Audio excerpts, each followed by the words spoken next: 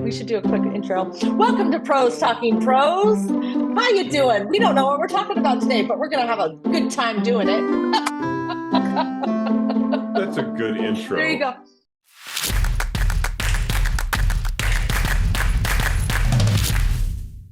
Okay, what I want to start with a rant. Can I start with a rant? And you should totally record it. You should totally I am. I'm record the recording rant. right now. And I'm ready. Let's go. I'm ready for the rant. I'm going to record some short videos about this, but here's the thing. Lately we've had a lot of pushback about AI, authors and generative AI. Yeah. As far as using it in any capacity. And I had a writer the other day, and I'm just going to preface this. I'm not even going to say who it is or where it came from. Okay. But I had a writer the other day that told me that they would not do business with any company that was at all involved in AI. Whoa. And I'm like, wow, that's everybody. amazing. Because I'm like, first of all, they said, well, I can't trust OpenAI. And I'm like, I can't trust them either. But I'm not asking you to trust them. I'm asking you to trust companies as developers that are working to use AI, generative AI, in as ethical a manner as possible, but to protect your privacy at the same time. And we can do that with software APIs, but people don't understand that we can make that a one-way street, right? Right. We can make that a one-way street. Okay. So that's the first thing. Second of all, if you say that you can't do business with any company that's involved with AI, then get rid of every Apple product that you have. They've been using AI since the since the iPhone 3 in however long ago that was. Don't do business with Google. They've been doing business. So you can't own a Google phone, and you can't use Google Chrome, Google Docs, or any of those tools. Facebook's been using AI forever. Day one. As far as LLM, as far as we're talking about, and this person was like, well, it's not really AI. And I'm like, we understand that it's LLM. It's a large language model, right? But you can't ever do business with Amazon. Frankly, they have more AI than any tech company in the industry, and most people don't know it. Yep. Okay. Microsoft owns OpenAI. Oh, yeah. And ChatGPT. So you can't use Word, you can't use PowerPoint, you can't use any of those things. And all of those have optional AI, Copilot.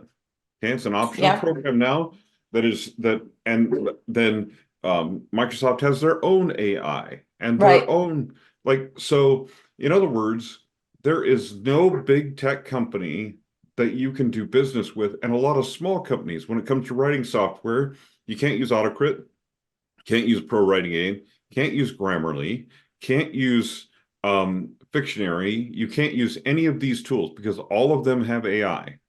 Atticus, Publisher Rocket, everything that Dave Chesson does with Kindlepreneur, all of it. All of it has AI components somewhere scattered throughout it, right? Anything that uses an algorithm has some LLM components, right?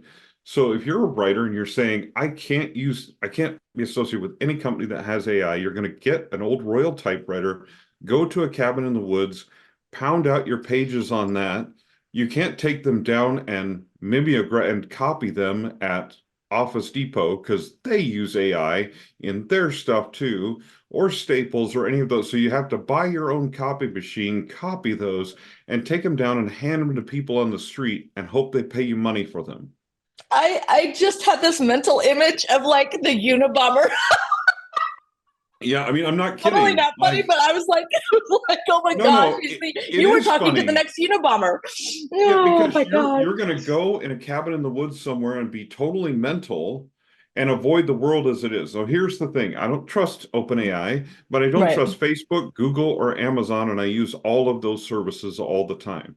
Right. I don't trust any big company to have my best interests at heart. They have their own interests at heart, right? They don't give a rip about me. I'm way too small. And I'm not small in the writing world, right? And I'm not involved with small companies in the writing world. So to me, this is just one of those rants that needs to happen. Like, dude, if this is the way you feel about AI, then go hide away from the world. Convert a bus into a home, go on the road, drive everywhere, but don't pay any attention to those road signs that are digital or anything like that, because there's probably some AI in there I I mean, was like thinking you just know, now, I mean, even small companies, you said even small companies, like I know every professional editor that I know, every professional editor that I know uses at least one form of AI software for proofing. Every hmm single one. yeah, So I can't imagine my job without that. They're like, well, yes, I can because when I started out my hmm business, I started out without using anything, and I can tell you honestly, I look back at those books and go, oh crap. I want to yeah. redo those books so bad. Because yeah, you like your eyeballs can't like. I don't think there's a brain out there that can handle that. I mean, yeah, the old books back there, but there were multiple people looking at those books, and honestly, they're still not perfect. You could still go back, and that's why you can go back into old books and still find typos because it hmm was impossible. So yeah. yeah, I don't know anybody that could like Yeah, and any that was a day. totally different time for publishing. That was a totally different thing where sometimes it took your book 5 years to come out. Right. It took Well, if you forever. put out a book every 5 years, if I put out a book every 5 years, it means I'll You're put not. out maybe five or six before I die, Hmm. right? And I'm not nearly going to make enough money from those books because the other thing is some of those same people are like, I had a person I saw on someone's wall the other day that the author posted it because somebody said, hey, I can't find your book anywhere for free. And I would like to have it for free. And the author's like, you mean you can't find my book on any pirated sites? And the person goes, yeah. They go, I'm really averse to online purchases. Oh yeah. So Yeah. frankly, AI probably was involved in the theft of that book, first of all, and you're talking to the author about stealing their work, and you want them to Right. help you find the place where they can steal your work. I've always been of the Right. mind, if you're that poor that you can't afford one of my books, email me and I will give it to you. I'll send you a Right. physical copy if you are really But call that me. poor and you Call me need and ask. entertainment, but don't go steal it somewhere else. I'm happy Yeah. to give you a copy. Call me up, email me, whatever, chat me, whatever. I will give you a copy. I have no issue with being kind and giving people copies of my book. What I have an issue with is you going to try to find where you can get it from someone that stole it from me and is giving it away, right? And AI was probably involved in that. AI is involved in, and the big overall point is AI is a tool, and like any tool, it can be used for evil or for good. I can use a shovel to dig a hole or bash somebody over the head. Either way, it's a tool. It depends on how I use it as the person that's using it. So by saying you don't trust OpenAI, you're punishing every small company that is using OpenAI to enhance their product and make your life better. I So you're think not punishing people need to OpenAI, you're punishing the small companies. just So, so we're clear, you guys are hearing me lisp this last 6 months, 8 months, because I wear these teeth. I call them my teeth, but they're just those trays, the Invisalign things. I had a snaggle tooth I gotta get rid of. Anyway, they use AI to make those, to make these mhm. trays so that I can actually have straighter teeth. Like I Yeah, would and literally be like, oh, forget it. Screw it. I'm not using, all those dentists, they use those. They use those now to make fillings. They use them to they make them make crowns with that stuff. Like, come on, guys. You gotta think about what you're doing here. yeah, And when you say stupid stuff like that, like really you need to be smart about what you're saying. And when you make a distinction of when you're trying to make a distinction of trying to separate yourself from people that are using AI for, like you said, for evil, then that's where you draw the line. Say, okay, I don't want to use AI to build and write a book and just publish, a book a day. yeah, Like, yeah, okay, there we go. That's what we don't want to do. I don't want to use AI to thwart the use of artists who actually take the time to make their graphics beautiful and do a beautiful job for book covers and okay, there we go, but I hmm will promise you there's a lot of artists out there right now that they do use AI to finish out backgrounds, to finish out a character's hmm a costume. Don't make a blanket statement like that. That is almost, I mean, this is an extreme, but that is just as bad as making a racial comment like I hate Mexicans because they all swam across the canal. Like, Yeah. I mean, that is the most ridiculous thing. It's a It's general a horrible statement. thing to say. Yeah. It's a horrible thing to say. And you Yeah. just don't say it because you don't mean it. Yeah, You it's a don't mean general it. statement that's untrue. And the other thing is, like, one of the guys Right. I work with, a plotter, came up with a brilliant analogy. He goes, if you get food poisoning from a steak at a restaurant, you don't go find the farmer that raised the cow and bash them over the head. Right. That's You're true. Like complaining to what? the restaurant, right? And Right. so I'm like, this is just it. This is one of those things where it makes no sense. AI is solving complex medical problems and all kinds of stuff like that. And the way Oh I my put it gosh. too is this. I didn't even go into that, but yeah, the Oh yeah, surgeries that they use, the robots. Oh absolutely, my gosh. They're absolutely saving amazing, lives. eliminating human mistakes that happen. And here's the other way that I put it, and this will be the end of my rant. I don't know, but the way I put it is this: is that being a modern author is being a connected author. As long as I Yeah. continue to do this, I have to be a connected author and I have to embrace modern technology. That's just the way it is. Otherwise, I'm not going to be able to do this for a living. And here's the thing, you want to be a writer Mhm. for a living, be a, insert expletive here, daredevil, because you have to be. Yeah. That is how you do it. The people that I know that are the most successful in this industry and have been for the longest time are all daredevils. We are all on the edge. We are all risking it all the time. And AI comes with risk and it comes with Yeah. responsibility. But I, as an author who wants to do this forever, am 100% willing to take that risk. And so if that Me ticks too. somebody off and you never want to read another book I wrote again or listen to another lecture I ever give again, because I embrace AI as a tool, not as a replacement for authors, not as a replacement for anybody else, but as a tool, Mhm. then, like, for instance, okay, there's another for instance, and that might ruin my rant, but coders, No. software coders, Oh they yeah. don't use AI to write their code because code completely written by AI is garbage, It's right? garbage. Yeah, I've Most seen coders know that. things like But Mhm. but can AI proof your code and look for mistakes? Heck yeah, it can. Hello, writers out there. You ever heard of Pro Writing Aid and Grammarly that can check your writing for mistakes? It doesn't write for you, it checks your writing for mistakes. You ever Mhm. hear of using ChatGPT to generate ideas? It doesn't write the idea for you because it's really, really bad at that. Really Oh bad at yeah. that. But at generating ideas, oh, you betcha, it is golden for that. It is a tool, right? Writing Hmm. ad copy. AI is good at writing ad copy. It's short, it's sweet. There's thousands of examples out there for it to imitate. It's great at creating ad graphics that most serious artists don't want to work for you to create your Facebook ad graphic. Okay, they've No. got bigger ambitions. This frees them up Yeah. to do those things rather than making Facebook ads for someone.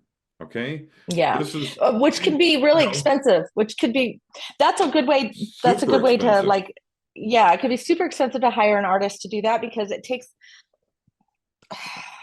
hours. I'm speaking from personal experience from the last couple weeks. Yeah, Hours to create ads for people. So yeah, just yeah, be honest and frank with yourself and on in the world. And yeah, very much so. I have to say that I on a side, not a side note, but this is just literally segueing into like some of the other things that like I've been dealing with lately is just those people that don't understand that you have to adjust and things get uncomfortable when you adjust and you change and you get out of those comfort zones. But it's important to do because if you don't, then you can go by way of the dinosaur. And I mean, we're seeing this in a lot of different facets of our work. But when you don't embrace those changes and you can literally you could find yourself exterminated or what's the word I'm looking yeah. for? You know, you're Well, you're you're now you're extinct. extinct. There you you're go. Thank extinct, you. or you're, and I mean, here's the thing. I'm not going to say that there is no way that an editor or author can have a career right now without using AI. Right. Like, I Right. am not going to say that, because that, first of all, that is not true. Okay. Right. There are times when, I mean, there were times when the typewriter came out and people hand wrote their manuscripts and sent them to their editors. Okay. Right. There was a time when that worked. Now, that would be really difficult to do in today's modern world in some ways, but in other ways, we have technology that can do OCR, recognize your text using AI and converting your handwriting into text.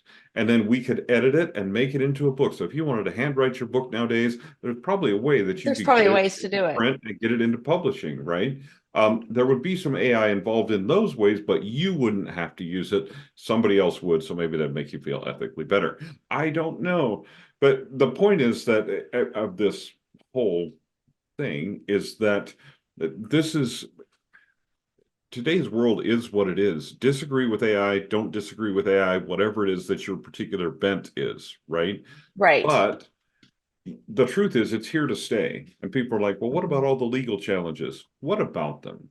They'll None go of them around have them. been settled yet. And the likelihood is, because of the way things have worked in the past, is that they aren't going to win, more than likely. They're not Well, going to I win. will, I'll So say other than this. some of the artist ones may win. Yeah, the artist ones will win. But what I'm thinking is what they'll do is they'll just make defining guidelines in the law about things. And then what they'll do is AI will come in, and the AI tools will be, okay, this is our definition, then this is what we do, this is our lane, and we're going to Yep. stay in this lane. And that's what's going to happen. So everybody just needs to kind of chillax. Well, I mean, Yeah. but there are going to be those outliers that are going to break the rules, and they're going to be, but there's that in everything, guys. People Those are the will crooks. people will use these tools for good and for bad. For Okay. bad. One last part of my, I know I said this before, but another No, last go part go. of my rant. Okay. Here's the thing is, I am an LLM. Yeah. I am a large language model. I have been trained my entire life on literature, on the things that I've read, that I've absorbed, that I've watched of movies, of the stories that I have. And so when I write, I am in some ways imitating those stories and that knowledge that I have learned from, in the same way, or at least a similar way, to the way AI does it. Now, the difference between me and a machine is why AI can't write a book like I can. And that Mm. difference comes from a couple different things. First of all, some of these things I've actually experienced. So I know more about how they actually feel, as far as emotionally and physically, because I have experienced those things, or I've been able to experience those through the experiences of others, through understanding the experiences of others. Okay. So that's the one thing, is Mhm. I understand emotional pain and I understand the experience. The other thing is, because of that amount of language and knowledge that I've absorbed, I am able to understand what is right and what is wrong. I can somewhat discern if something is true or false. Okay. An LLM is going to take whatever it can find from the data that it has, which is the internet. And guess what? There's a lot of stupid stuff on the internet that's not true.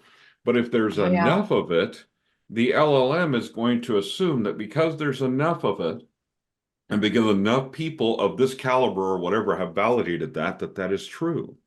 So it's very possible that if you put the right prompt into ChatGPT, you would come up with some legitimate arguments for the flat Earth theory. Right. Okay. It would probably write an article for you in favor of the flat Earth theory. Now, as far as I can tell from my vast experience and looking at actual pictures from space from people I know who have been to space, the Earth is round. Otherwise, Right. it's really awkward with all the other planets. We're the only flat one. Anyway, so it's just really awkward at parties. Hi, we're the flat one. But anyway, never mind. I'm not going to make that analogy. I'm just going to skip right over that because I could. However, Oh, it's not okay, good for my migraine. This is great. I know. I'm so Oh, sorry. I'm so so sorry. good. It's so good. I love Um, it so much. but anyway, but this is my thing. Like, we know that, right? But ChatGPT Right. doesn't know that.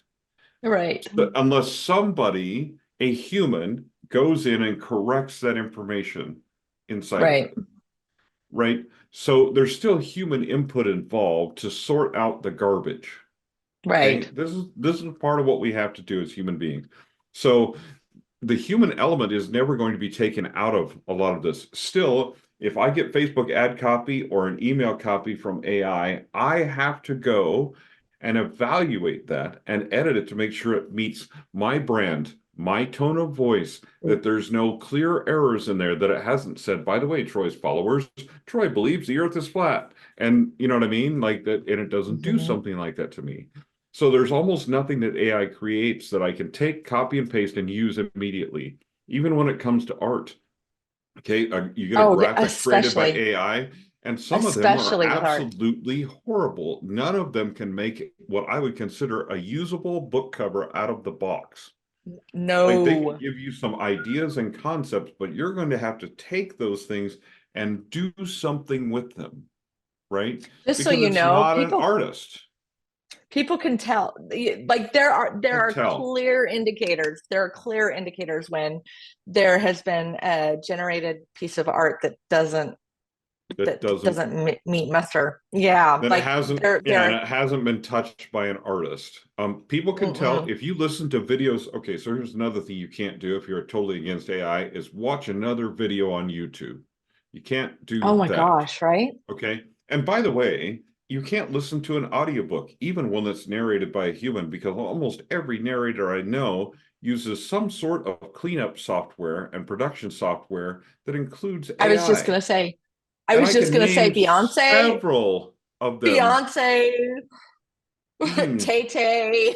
Taylor Swift, my favorite, my little man crush heartthrob, which I think her and that little football boyfriend, I think that is a travesty. Oh, I'm sorry about that pun. I apologize. I slipped that in there. Okay. But look, but all these music artists and all the recording studios and all the narrators are using AI to clean up their audio. Now, not every one of them, but a Mhm. large majority of them. So you can't listen to an audiobook and you can't watch a video on YouTube. But if you do watch a video on YouTube, you can tell, your You ears can can tell. tell within about 3 seconds whether that is a human voice or whether it's AI. Okay, it's Mhm. your brain deep inside knows what a human voice sounds like. It knows what AI sounds like. So no matter how good those things get, they will never be as good as a human narrating that YouTube video. Okay, Mhm. never, never, ever, ever, because your brain can tell, right? We can hear the emotion, we can hear inflection, things that only a human voice can do. Okay, Yeah. so Mhm. the thing is that you just have to understand that, like, even if you do use those things, there is not one of those things, unless you edit that AI narrated voice, it sounds flat. You have to Mhm. tell the AI what emotions to imitate. You have to train it, right? In order to do that, it takes hours and hours to do it, in which you could have, I don't know, had a human narrator narrate your book or done it yourself. Mhm. Okay. Now, if for some people, they don't care whether it's an AI voice, they listen to audiobooks at 1.5 times and it sounds like the chipmunks and they listen to it anyway, right? You're That's making fun of fine. me. No, not at all. Because the thing is, people consume stories in different ways. So we need to allow them to consume stories in different ways. I don't Right. care if you listen to AI audiobooks, but I personally like the ones that are narrated by people. Otherwise, Me too. when I'm driving, that would put me to sleep. And I don't want Neil to go to Gaiman sleep is when my I'm driving. favorite. Yeah, I Oh, love he's Neil Gaiman. amazing. I'll listen to that man's voice all day long. He's absolutely amazing, and there are some amazing narrators out there. So Mhm. don't we don't I don't want to replace them ever. No. But do I want people to have the opportunity to buy cheap audiobooks narrated by AI because that's what they're looking for? Yeah. I want If people you to have the right to buy yeah. paperbacks, ebooks, hardcovers, whatever you want to buy, however those were generated, right? Mhm. And so I just feel like there's this fear, this unreasonable fear of AI replacing humans, when really what AI can do for you as an author is make your career easier. It can help you generate ideas. It can write emails for you. It can write ad copy for you. It can generate ad images with something that artists don't want to do, right? It's so it can do all of those things for you and make your job easier, giving you more time to actually write books. And by the way, it can help you proofread your books and save money on Mhm. editing. You want to save money on editing with me? Proof your books before you send Proof them your to book me. before you give it to me. And you know what? Then it makes the job much, much easier for me, Much much easier. cheaper for you in the long run, Hmm. because I spend less hours on it. I can And concentrate more on your and you can, story yeah, and you can rather publish than faster. You can publish it faster you can because publish faster. otherwise you're not going There's to spend as much time going back and Fictionary forth with. has Fictionary has some incredible editing tools that can help you clean up the pacing of your story before I ever see it as a developmental That's editor. awesome. Yeah. And yeah, okay, it's a certain amount of money every year or every month, right? And you decide how you're going to pay for that or whatever, but it's way cheaper than paying me to do that job for you. Yeah. There are Mhm. ways that you can improve your writing before you ever hand that to a human editor. It doesn't mean we want to replace human editors. It means that you want to make the editor's job easier and make your job easier and publish faster. Okay, it's not AI is not about replacing any of those human beings. It's about making their lives and their jobs better. Stacey can tell the same as I can when you get a crappy manuscript and it's eating hours of your time because there's so much work to do in it. If the author had taken the time to do that before, believe me, I would rather charge you less money and be able to quit Oh, and leave my office at 6 and go eat dinner like a normal person. yeah. I would love to be able to do that. I would So love don't, love it. Hmm. you know what I mean? Like, don't think that we're not talking about replacing people. We're talking about Yeah. replacing videographers, stuff like that. That's not what we're talking about. AI can't replace You know, your experience and perspective. That's not what we're nope, talking about at all. nope. So no. But And I mean, yeah, I totally agree. and some of the answer in this AI world, so writers have been told forever to write faster, write faster, write faster, right? Because this is Yeah. the thing. Okay. In Well, the AI world, maybe what's going to set you apart is to just write a little slower and write better books. exactly. Yeah. Take a Don't different flood. approach. Take a Yeah, different approach. don't flood the market with a crap book just because you think you have to put out one a day. Just Yeah. just No. just Because be here's a good something author. like authors come into anything with a subjective point of view. And your Hmm. characters come in with a subjective point of view that's Hmm. influenced by who you are as a person and that character that you have created in your mind, or if you get into the woo-woo side of writing, which we should do a thing on at some point, that you are channeling their story, that character's story, Yeah. right? Hmm. However you want to look at that, and I can look at it both ways, and we can, that's a great discussion at some point That is a great unrelated to discussion. AI. I should write, yeah, I should write that down. The woo-woo of writing. The woo-woo of writing, because I'd love to talk about the woo-woo of writing, and some writers just tune out immediately, and some writers completely understand what I'm talking about. But Right. the point is that nobody comes into life objectively. We all come in Objectively. Yeah. subjectively because we have a point of view that's shaped by our environment, the things around us. Your characters have that subjective point of view too when you put them in your books. Many times AI will write a flat story that has no Mhm. subjective point of view. It's a very objective. Look, this is very exciting. This man is shooting at this man. That is very exciting if one of them is afraid or both Yeah. of them are afraid, Right. right, of something. Or if one or both of them want something really badly and so they're willing to shoot someone to get it. Right. That's what makes a story.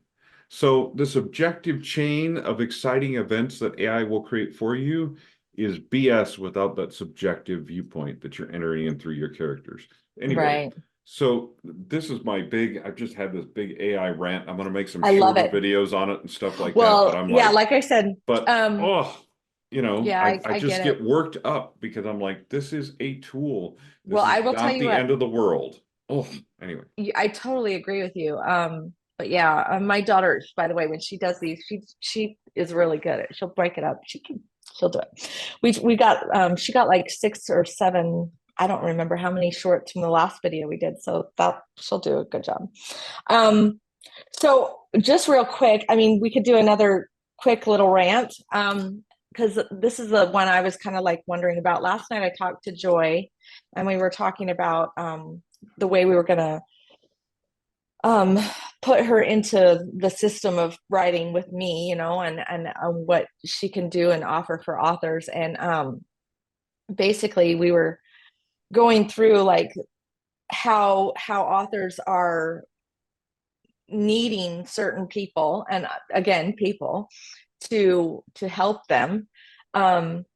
She brought up again that authors are coming into this world with a perspective of almost like they can't. They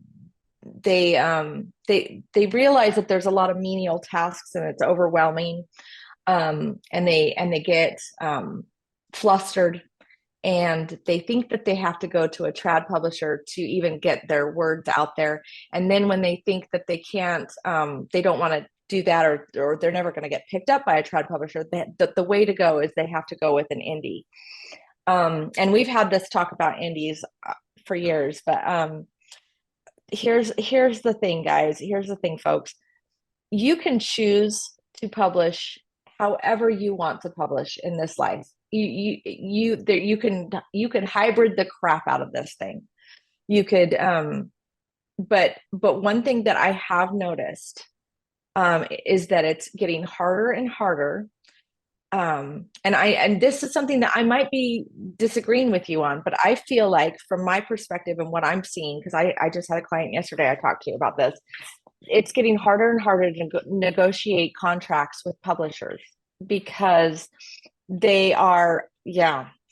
So this is what in fact, let me start with this. I have a really great gal. I talked to her some years ago, actually. She came to me, pitched an idea. I told her what I could do for her. At the time, she was like, yeah, I'm going to try some other stuff. I'm like, okay. So she went her way. I, of course, left the door open, right? You can always come back. She's like, okay. So I hadn't heard from her. In fact, yeah, I hate to say it, I kind of forgot about her because I was like doing all this other stuff, right? Well, with all this shifting that I've been doing with my business, I moved emails and everything, and I sent out an email just the other day about avoiding the movie studio scam that's going around right now, where everybody's getting that offer that, oh, I'll make your book into a movie. So I sent out an email to all my yeah. So I sent out an email to all my clients, like, watch out for this. And, these are some ways that you can vet and make sure that things are legitimately offered and so on and so forth. These are things to look for, and these are things to watch out for. And that email got sent to this client that I had forgotten about because her email moved over from one of my other systems and I forgot. And she contacted me yesterday and she says, hey, I just want you to know what's been going on with me. And I'm like, okay. So she tells me that she has been looking at traditional publishers and indie publishers and trying to figure out a way that she can get published. She has a legitimate platform. It's a substantial enough platform that a trad would look at her and go, okay, yeah, we'll bring you on. And in fact, she was offered something by Arcadia. She's got quite a following. She does really interesting thing. She investigates and takes pictures of and writes about ghost towns all over the Southwest. And she's got quite a group that does that kind of stuff. Anyway, yeah, it's kind of cool. And anyway, she's a historian, basically. That's what she's doing. But she was getting ready to publish this, and she got a contract from them. And the contract basically said that she was going to be locked down with them forever. We kind of talked about this a little bit with the publishing on demand, the printing on demand, how publishers are kind of locking authors in.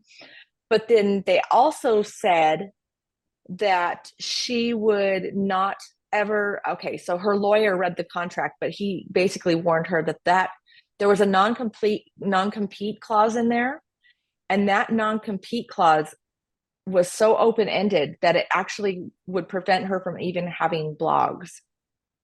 Like, she wouldn't be able to go and blog about what she was doing. She wouldn't be able to go and speak. Like, it was so generally and poorly written that it was just leaving it very open-ended. And she actually had been warned by even the guru of the industry of her world that he has books that are locked into this contract that he is he warned her about that clause. And anyway, she tried to negotiate that clause with the company, and they wouldn't bend on it. So she walked away from the deal. She walked away from the deal, and so now she's gonna go south. So what's interesting is that I find that had she not had a lawyer that looked that over, or if she wasn't intelligent enough to even look at it herself and recognize that she was going to be trapped, she would have been trapped. And that this company has been known, believe it or not, to litigate. So what's interesting about that is I feel authors need to be warned again that there are lots of ways that you can get yourself into trouble in this industry. And I often make a joke sometimes when Troy and I have been working on some other stuff, and sometimes I'll make a joke about how I can go into this website and I can do enough to make some things break and cause some damage, but I can usually like reverse it and kind of go in there and go, oh shit, I got to fix this. But that's kind of what I do. I'm a bull in a china shop. I just kind of like go in and like, okay, I got to find this thing. And I'm like looking for stuff and I break stuff. And then I'm like, okay, I gotta put this stuff back. I know how to make some noise basically. And then, but I usually get what needs to happen done, but I'm messy about it. I think that you can do that in this industry, but there's some problems with that. If you go in and you publish and you're just making some mess, if you want to go back, like you want to reel it in and do it different, sometimes it's really hard to reverse some of the things that you do. So I guess I'm just giving a cautionary warning that you have to be careful. And it is wise to find mentors, to find people that have done this before. People, and I'm not talking about like even 5 years ago, just folks, I want to warn you about that. 5 years ago, the publishing industry was way different. Completely different. So even if they published 5 years ago and they haven't done anything since, that might not be the mentor that you want. You want somebody that's published recently and that is in the world today. Those are the people you want to talk to. But there are people like myself, like Troy. I give lots of free consultations. Go to these conferences, talk to people that you can rub, go rub shoulders with industry pros. They're happy to share the world that we live in. This isn't a secret world, and we're not competing against each other. We're lifting each other up. So don't be afraid to ask questions. Don't be, they're not God, and they're not superstars. We're just normal people that we love what we do. Yeah. So, writers are not rock stars. They're not. We're all introverted nerds, and we all like to talk about the stuff we talk about. So just go and rub shoulders. So I guess that's my cautionary tale again, because it seems like it's interesting. Let me say something about contracts too, because I find that it's interesting that publisher wouldn't negotiate contracts. Yeah, right. What I'm finding of late is that good publishers are more willing than ever to negotiate contracts. Well, the reason is they want your work. They need your work. That's it. So if you look at a publisher, what does a publisher as a company have as assets? What they have as assets is rights to intellectual property. Right. Okay. So they want as much of that rights pie as they can. And if you say, if you don't allow me to do this, I'm not going to give you any of that pie. And because they know that you have choices, that in that case, many times they will negotiate. Now, and in this particular case, I'm really surprised that they would not negotiate that cause, because that's a marketing thing that benefits them. Right. So in my mind, that publisher, if they have authors that are savvy, they're going to struggle. However, there are a couple of historical publishers that act like, so in this particular field, there are a few of them that I know of, and I won't name any names at the moment, but they act like By writing history, you are doing something for the public good. So because you're doing that, you should do it for less money, or in some cases, no money at all. No money. And I you should know. I've seen allow that. them to keep all of the rights to everything, because what you're doing is you're leaving a legacy. I plan to leave a legacy, but I also plan to spend some time traveling and enjoying my life in the meantime. Right. So, because of that, I need money, so I'm not giving you my stuff for free. Okay, so don't Right. fall for the scam of, well, it's about legacy, it's about history, it's about helping. No, it's not about helping humanity, it's about paying your bills. Okay, Right. so because that helps humanity too, because that allows you to keep writing books. Okay, so don't, in that particular case, there are just some companies that are just like that. Like they're not going to negotiate, they're not going to pay you, they're going to pay you less money. And the reason Yeah. is they're trying to play on your human sympathies. Ignore those people, Mhm. move on. Those are horrible companies to be involved There with. are There are other lots of companies. options. Yeah. There are There are other companies that lots of will pick options. you up, or with historical stuff. If you can go indie, and if you can get your stuff in museums, you've got a selling outlet that'll keep buying from you for years to come. Okay. Ask a Mhm. guy named Yeah. Timothy Egan. Look him up. Timothy Egan, Greg Olson. Two guys that Greg are Olson. Yeah. great writing historical stuff. Yeah, I helped Greg with one of the research of one of his books. It was a really, really great time. Oh, Um, fun. but You'll have yeah, to but I tell me mean, about that you know what I later. mean? Yeah, I mean, Mhm. I've helped a number of authors with things like that, especially historically when I was in the museum world. Timothy Egan Mhm. helped him with the Big Burn. That was a really, Oh, really okay. fun Yeah. I project to remember be the a big part of. burn. Yeah. Yeah, it was a really, really great project to be part of. And anyway, I was able to do some great things with Timothy Egan. He's a really super nice guy, has some great stories from when he was a kid. I mean, fantastic guy. But the thing is, he's made a living writing historical stuff, but he didn't give it away. He didn't go to those publishers that are like, we're not going to, goes and speaks at places all the time, things like that. Like he did not go with those companies that are going to restrict his right to do what he needs to do to make a career. Anybody that's inhibiting you from making a career out of this writing thing by not allowing you to speak, not allowing you to do other things, that's a company to run away from, frankly and Well, honestly. yeah, and I'm really proud of her that she did. I'm proud of her that she made Yeah. that call, It, and honestly, I think we're going to be able to do a much better job for her than they were because mhm. like like you said earlier, like when you pull on multiple professionals that have a specialty on, certain things, I mean, you can really, the world really opens up. Mhm. I'm a big advocate for keeping myself connected with people that are smarter and more talented than I am, because I then have the opportunity to tap into their talent, and it just builds me into this, multifaceted ability, company, like I can do all these things because I've got this guy that does this, and I've got this gal that does this, and I've got, so it just, the more and more that you grow your relationships, the better and better you're going to be in this world, and your book is Mhm. going to be better, and you're going to benefit. So Mhm. that's why I love going self-publishing, because and I will always be an advocate for this, because when you've got a project that requires a certain talent and you're locked into a traditional publisher, you're locked into what they've got in-house. And if they don't Mhm. have that in-house, then you're stuck. Mhm. But when you come over here into the free world, you're free to do whatever you want. And Yeah. like, for example, another good example of this is I've had many I had a really good discussion with my daughters yesterday.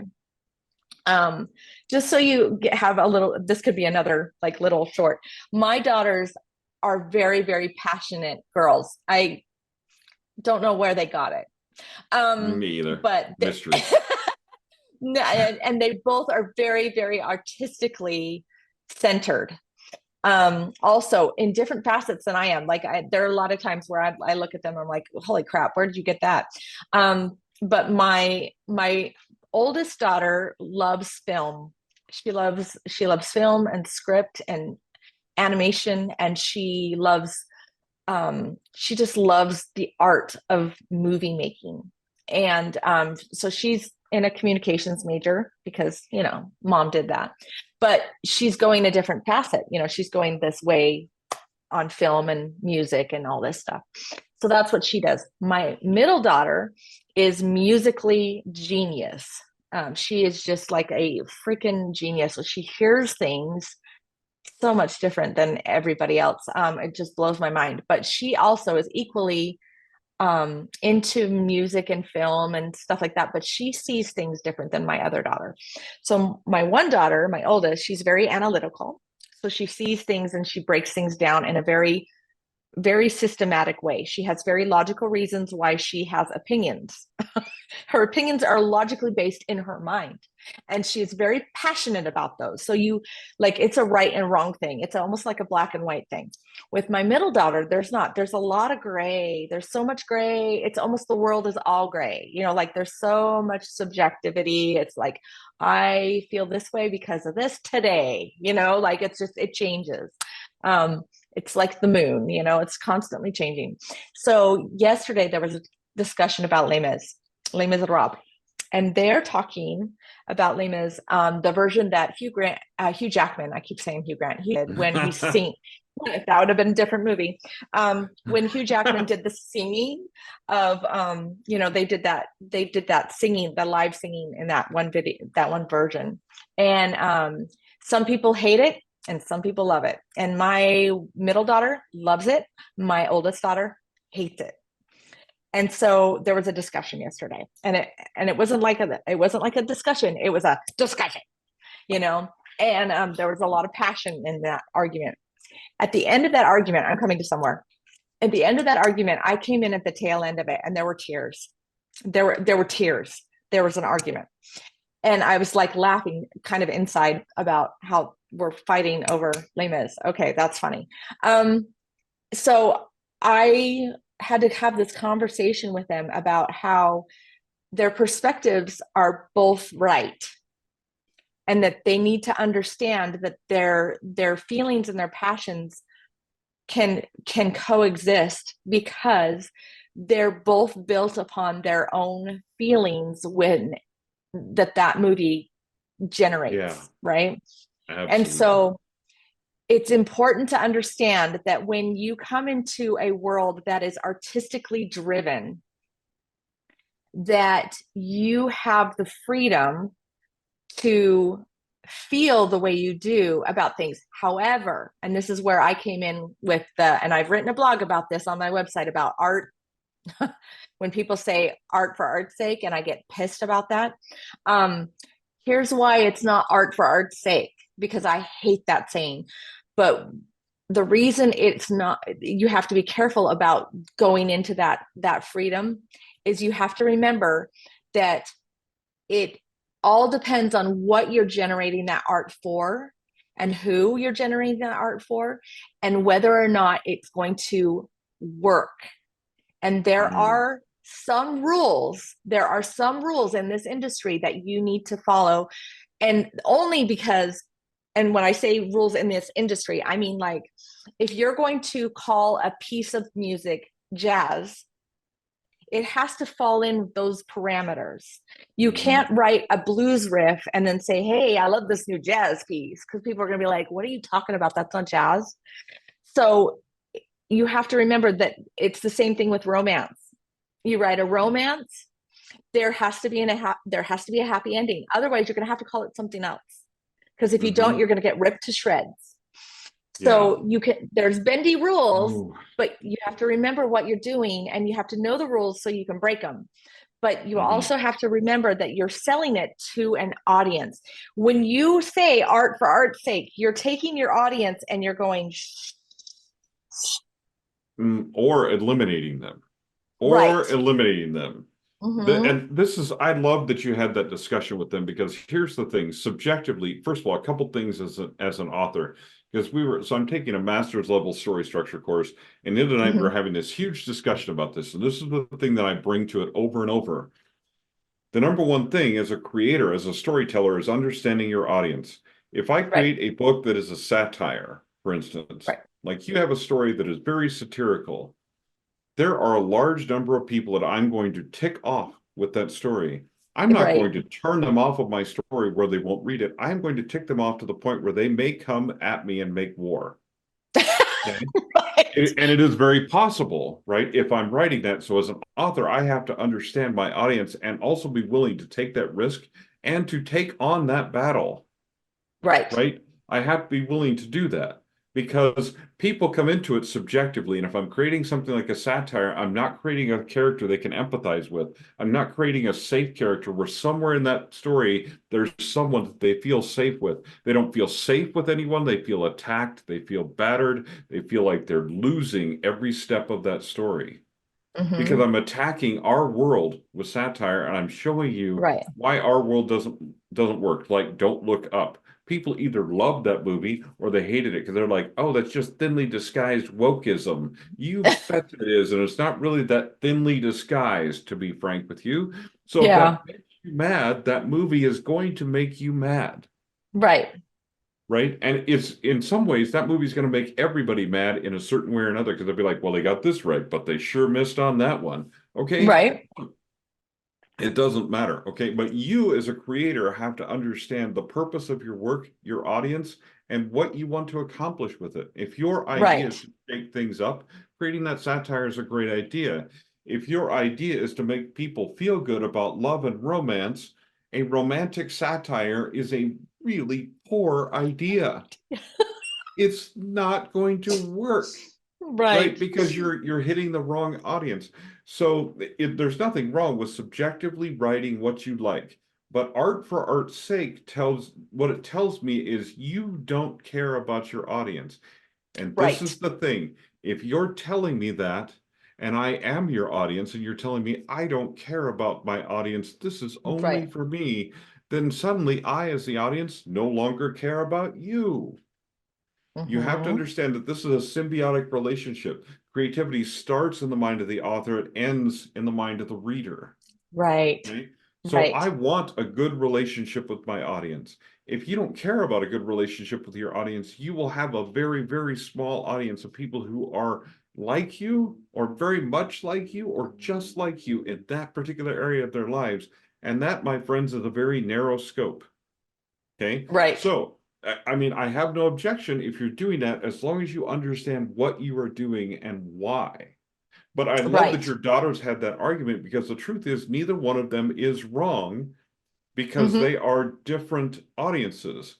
The daughter that is Right. logical says nope, and the daughter that's emotional says yes, I felt all the feels, and it works for both of them, right? Right.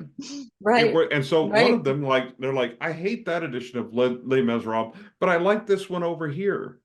Why do Mm-hmm. they like that one better? Because it's different and appeals to them subjectively as a person. So understand the other thing. Okay, and I'm gonna go on a just little teeny teaser of the talk that I'm gonna do. So the talk that I'm gonna do at Writers Guild about resetting your author career, I Oh my did it gosh, the I'm other taking that day. one. I'm doing that I one. did it the other day for a California writers group. I did a practice one because they needed a Oh, keynote cool. speaker at the last minute. And so I jumped in and just did it. I Right. And heard about that. That was awesome. I wasn't really ready to do it necessarily, but I had the ideas and the concepts in place. But here's the thing that I'm going to tell you, and this is one of the most challenging things to understand as an author is that part of it is you approach this author career and someone is telling you that there is gold in those hills, and they're telling you that X marks the spot Mm. because they went there and found gold. Okay. And they're telling you if you use this map that they've created, you Mm. will go find gold as well. It's a lie. It is a freaking lie. First of all, Mm-hmm. there is no map. There is no X that marks the spot. In that talk, I'm going to tell you about my author career, which your author career will not look anything like. And Anything like. please, I pray for the love of all that is holy that no one has to have an author career that looked like mine. Okay, it was not always easy. There were some painful moments. I'd rather you skip those painful moments if at all possible, but it may not be possible for you because your map's going to look different than mine, and you're going to have different hills to climb, different holes to dig, and different things to deal with.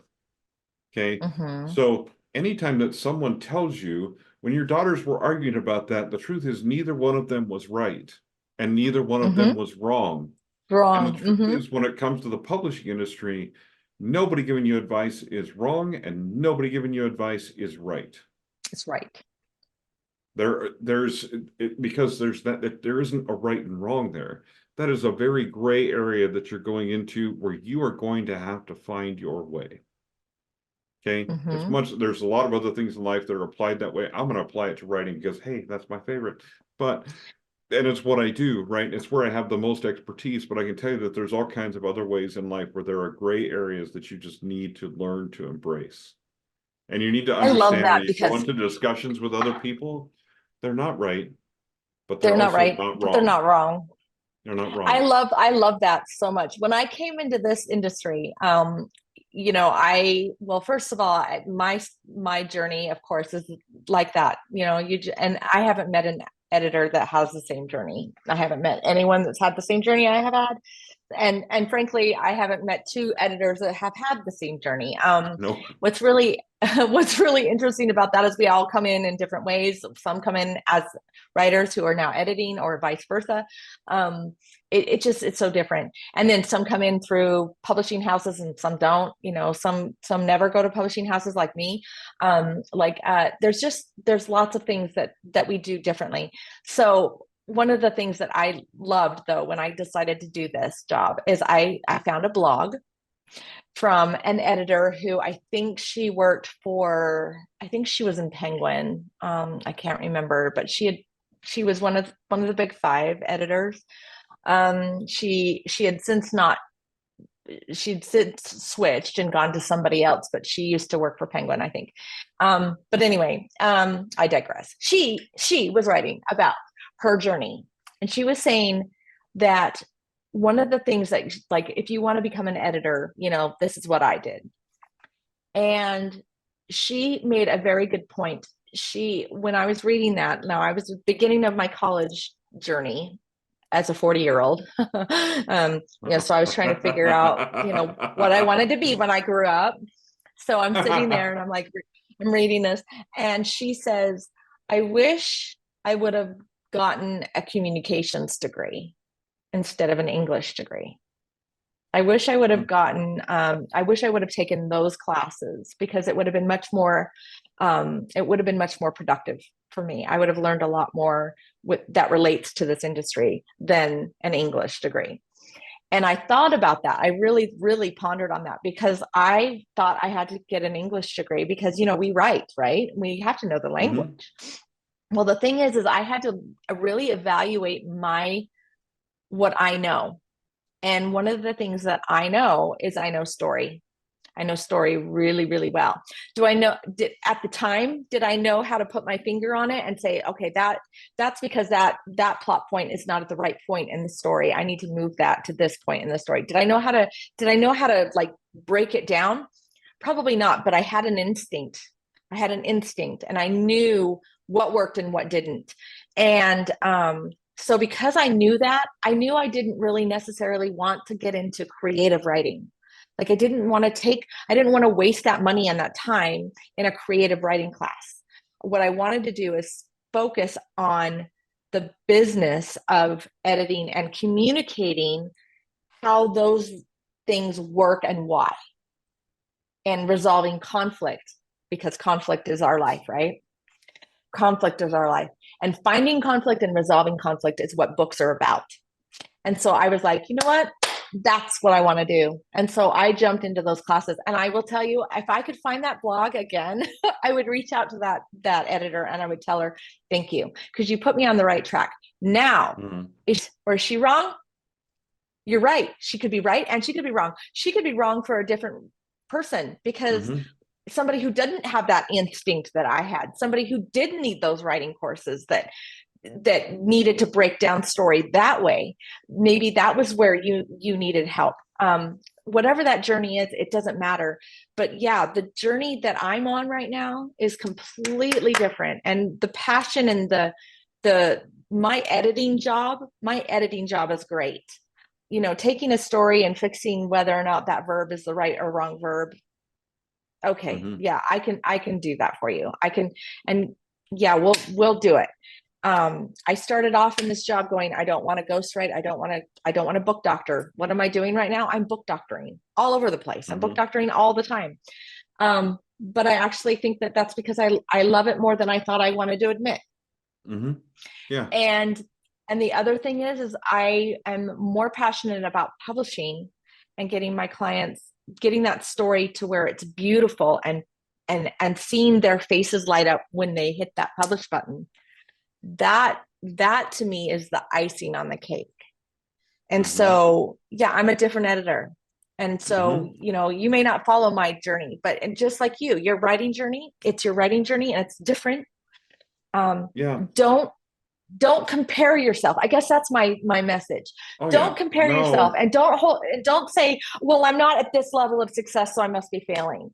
No, no, no, no, no, no, no, no, Well, no, no, no, and no, no. don't compare somebody else's final draft to your rough draft is another thing. Exactly. And Yeah. because and like part of it is, so I find it interesting that she like recommended a communication degree, because I often recommend for people that are thriller and mystery writers and thriller and mystery editors to take a journalism course, a Yeah. journalism degree, I was so glad because I took journalism it teaches you to write to a deadline and write short, because and you write have short. to. You have to write to a word Mhm. count, write to a deadline. And if you're editing on the journalism side, you have to edit to a deadline, edit. So And to a and to a length. you can't always make 16 passes. It doesn't work. You have an Hmm. editor standing over you who says, I want final copy and I want it now. And if you don't deliver the final copy, especially when you're freelance journalism, which is a lot of what I did, is you don't get paid. Hmm. Okay, and so the publishing industry works much like that. You don't deliver your draft to the readers and you don't get paid. You don't get paid until they buy it. Okay, that's the way Right. that works. That is that is just the way it works. Okay, so but I mean, all of that being said, is that journalism path does not work for everyone, because I know several thriller writers who were journalists. I know several thriller writers who were attorneys. Oh my gosh, I'm so surprised how many I attorneys mean, are writers. come It on. blows my mind. Like, well, no, no. This is what I'll tell you about law school. Law school is a great way to spend 2 to 5 years of your life and a portion of it passing boards, to spend 2 to 5 years of your life practicing law while you decide, enter passion here, is the true calling of your life. There are artists that were former attorneys. There's all kinds of people who are former attorneys. I know so many people that went to law school, passed the boards, practiced law for 2 to 5 years, and said, "Hey, peace out. I'm going to go do something real with my life." So, not that there's Yeah. anything wrong with being a lawyer. Anyone that's listening, don't sue me, please. But anyway, because you could do it really easy. But I know lots of lawyer friends Yeah. who are authors, so I can fight back. But anyway, but you know what I mean? Like, so people have gone through law degrees and become novelists. They've gone through journalism degrees, become novelists. They've Mhm. gone through English degrees and got MFAs, or they've gotten communication degrees and a master's in communication, or some of them don't have a bachelor's degree at all, or whatever the case may be. And it doesn't Mhm. matter, It doesn't because that matter. journey doesn't matter to you. I'm taking a master's course on story structure. Do you need that to be a writer or an editor? No. Nope, you don't. Do I want it and need it? Yes, I do. Who cares? Who cares, right? You don't have to follow in my path. You don't have to follow in anybody's path. You can create your own path. Now, the problem that creates for us is then we have choice overwhelm, right? Like, oh, I could go so many Oh different ways. yeah. So stop with the choice overwhelm. Pick somebody's path that you think you kind of might like and start on it. And Start. then you Yeah, will and make then. it your own. You'll make it your own. You'll Mhm. change. You'll make it your own, because you will find Right. your own way along the way if you just start on a path. Okay. So Mhm. that's my advice on that. That's my rant on that. I've had lots of rants today We've had during our lots of call. rants today. This is a good rant Oh, day. so this is probably like actually 4 episodes by the time the editor Like, splits it up. I don't even know. yeah. But because the truth of the matter, we covered a lot of territory, but it all comes back to the exact same thing. Is, first of all, as a writer, it follows my one rule, Troy's one rule of writing. It has to work, right? Yeah, yeah, exactly. Stolen from Bob Dugoni, but it's absolutely true. It has to work. Well, that's true of anything in life too. Is it just has to work It for has you. to work. My girlfriend and I just bought an RV, right? What was our rule when we were looking at the RV? It has to It work. has to work for us. It has to work for us. We're looking at different things to put in there. We go, should we do this kitchen thing or this setup or whatever? What we're going to do is what works for us. There's 4 million choices out there, right? We're going to do the one that works for us. So it works that way all through your life. First of all, is there's one thing that works. Second of all, is don't be afraid of change. Change is coming. Change is going to happen. Change is here. Don't be afraid of change. You want to be a writer for life. Be a daredevil. Maybe I'm going to retitle my talk and say, I'm going to be a writer for life. Be a daredevil, because honestly, that's one of the things that it takes. Okay, so I think that I like that you like you've always told me about being a risk taker, and that you've always been the first guy to take the leap. It seems like with people that you've been with and that you've seen, and I feel that way too. Like I said, I'm a little bit like that bull in the china shop, and I think that's my risk taking thing, that I just I'm like, let's just figure this out. Click, click, click, click, click. Oh, okay. Rewind, undo. That happens quite a bit, but it's okay. It's okay, because that's my method, but it's not everybody's method. My daughter, oh my gosh, this is where I've hired her as my assistant. She's like I said, she's almost done with her degree. She was home for the semester, and she was talking about going and getting a job this semester. And I said, no, you're working for me. Like, I have to have an assistant right now, and you have to be it. So she's been sitting here, and right now she's editing a bunch of my stuff. And one of the things that she did is she started working for me. The first thing that she started helping me with this go round is she helped me set up a ClickUp, which is like I'm using it as a CRM, and but it's like a production software. Anyway, so I'm moving all my clients in there and everything. Well, what did I do when I got that thing? I was just like, I'm gonna set up a client. Like, oh, look at that, I've got this folder going on. Oh, I'm gonna set up this form. Like, I was so excited about stuff. And then she comes in there and she's like, Mom, you've made such a mess. Look at this. This doesn't even work. I was trying to do things. I was trying to automate some things, and they weren't working. And I was like getting mad. And she's like, it's because you've got it all wrong. You've set it up all wrong. And so she's the one that comes in and she's like, you have to watch all these videos. You have to learn how to do this correctly. And I'm like, what? That takes time. I don't have time for that crap, So she and I operate completely differently. But what's so beautiful about that is it, like you said, a symbiotic relationship where you both come in and you say, okay, she's teaching me something. I need to take advice from her. And so I needed to step back and let that part of my brain, which is her, take that and deal with it, so that I could then learn from her how I needed to handle it. And that is like everything that we've been talking about here. It's just, if you need to step back because you're feeling, like you feel like I can't do it that way, or I need to do it this way, but it's not working, then have the humility to step back for a second and maybe take some advice from somebody that maybe's done it before you. And you can take it or leave it. And like Troy said, there's a bazillion people out there that have been different directions, and different directions work for different people. But really, if it's not working for you, there might be a better way. Just give yourself the room to find the better way. And one more thing, because I'm going to do a commercial right here. Okay. For the Idaho Writers Conference, and even by the time you see this, if it's past the Idaho Writers Conference, what I'm going to do is I'm going to talk about 2 different people. I'm going to talk about Becca Simon, Claire Taylor, because I'm going to talk about this. I'm glad you plugged her. Gallup Strengths, 34 results, the big Gallup Strengths test. Take the big one. And this is why I say take the big one, is because you know what my number one strength on Strength Finders is? Learner. Oh, wow. Guess what my Enneagram type is? Wait, hold on. Go for it. See if you can figure it out. And Claire says never to do this. Don't ever try to guess.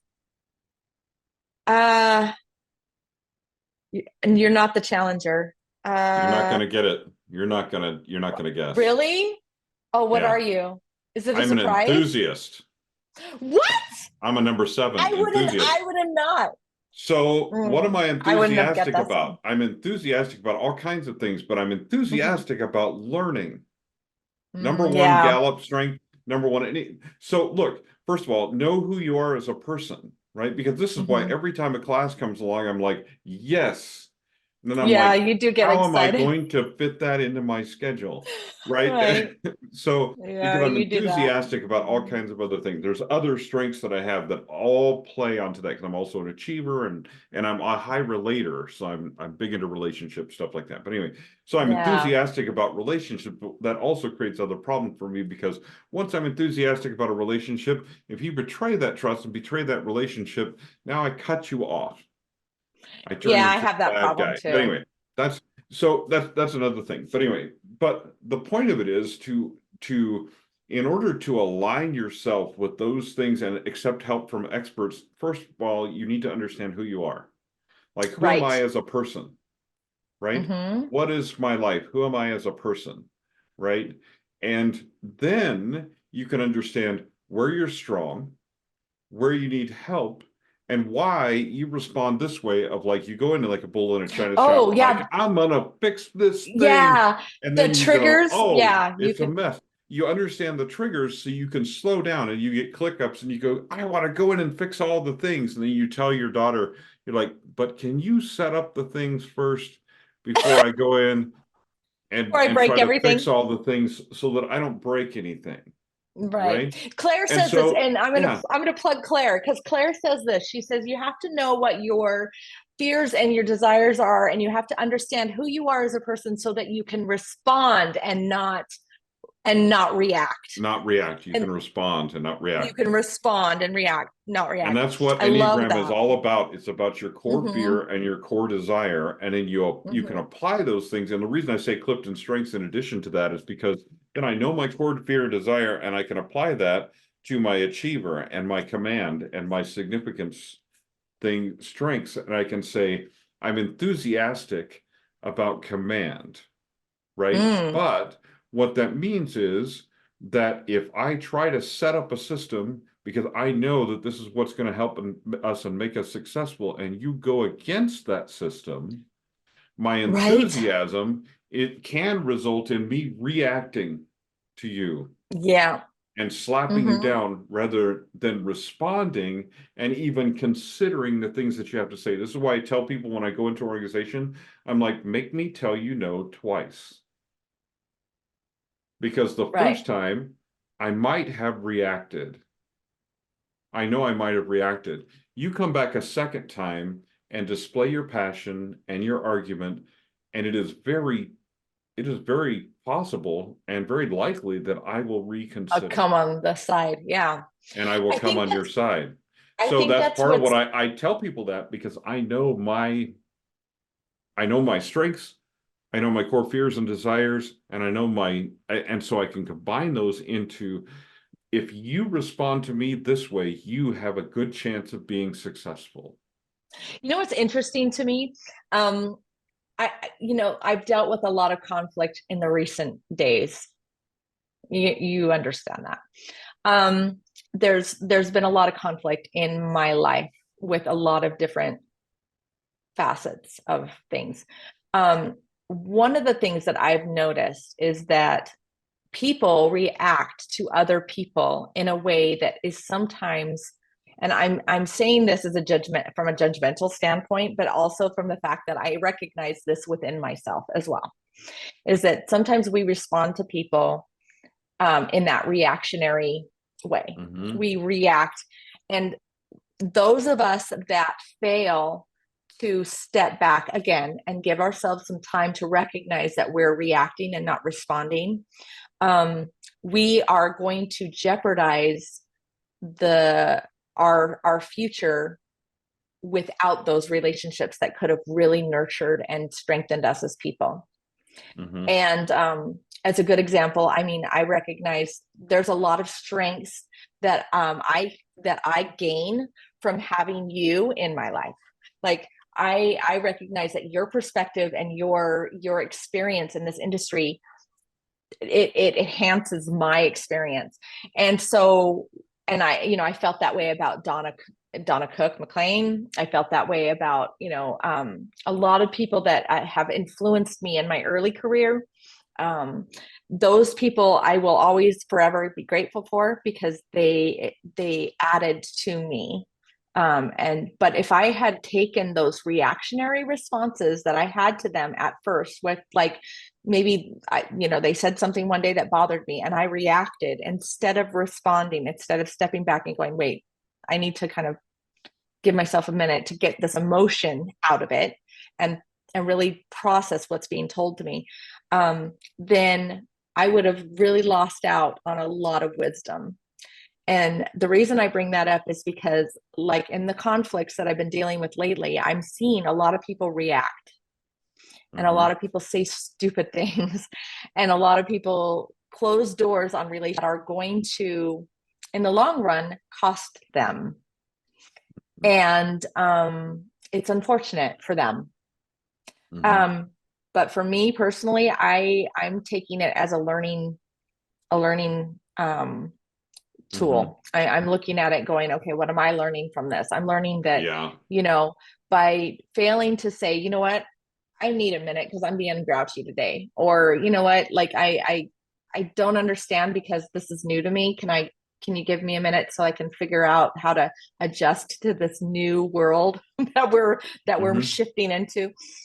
Instead of doing that, people are going to, like we full circle here, they're going to find themselves extinct, because they're going to be alone. And I've had 2 friends in the last 3 years pass away, that have passed away alone, no relationships, because they closed doors all along their way, all along their journey, and they died alone. And that's really, really sad to me. And I don't want to see people leave this life with regrets.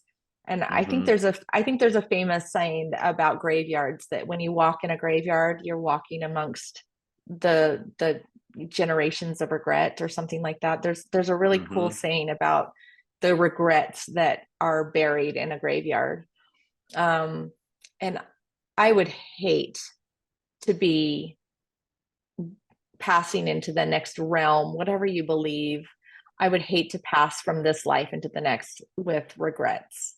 I would rather leave this life going, oh, shit, yeah, that was a ride, And I think that this writing life gives you that opportunity.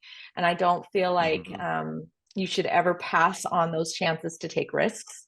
And another plug for the Writers Guild, writers conference, any writers conference, any chance that you have to go rub shoulders with industry pros, take it. What are you going to lose? What are you going to lose? You're not going to lose anything. You're going to walk away with something. There's going to be something. There's going to be a nugget. And with Claire Taylor and Becca Simon, this I'm so looking forward to this masterclass. I can't even tell you. I'm reading Claire's book right now, and I love it. I'm going to do what you did, and I did the Enneagram test, and now I got to take the Gallup test. I'm very excited to go into this fully prepared to feast on their wisdom. And you should do that. You should take every chance you can in this life to just learn and grow and become a better person.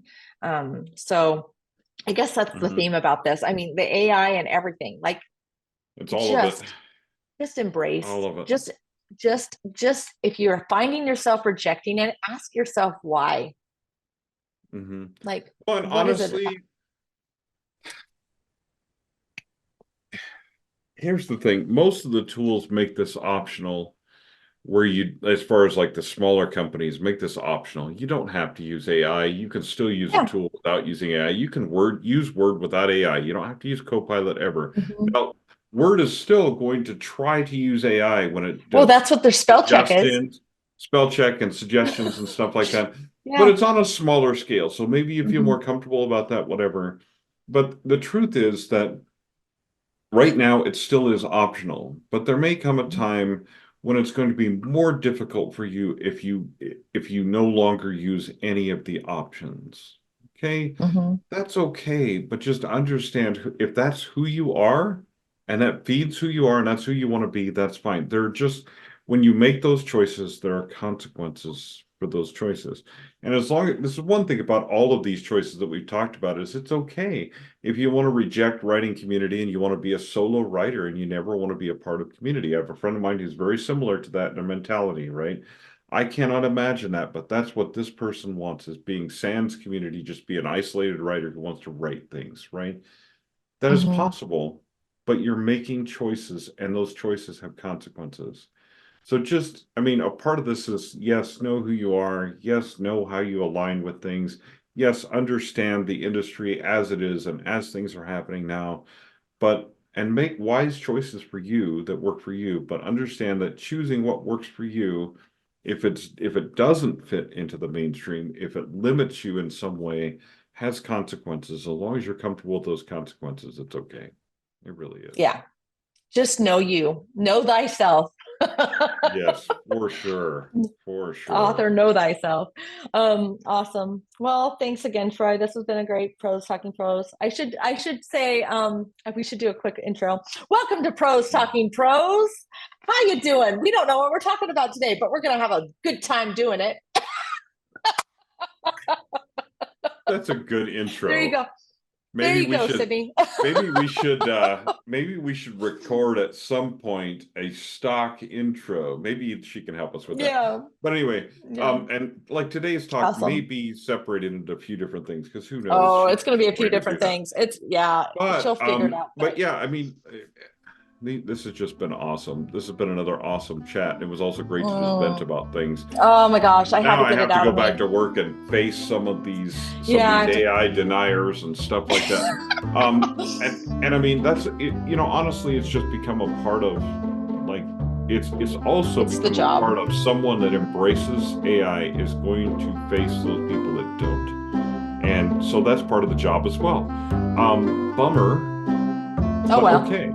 You know, it's one Yeah, of those things I'll that we just embrace have it. to deal with. But anyway, but yeah, Let I me. mean, it's been great. It's been It's been great. awesome. Yeah, it's great.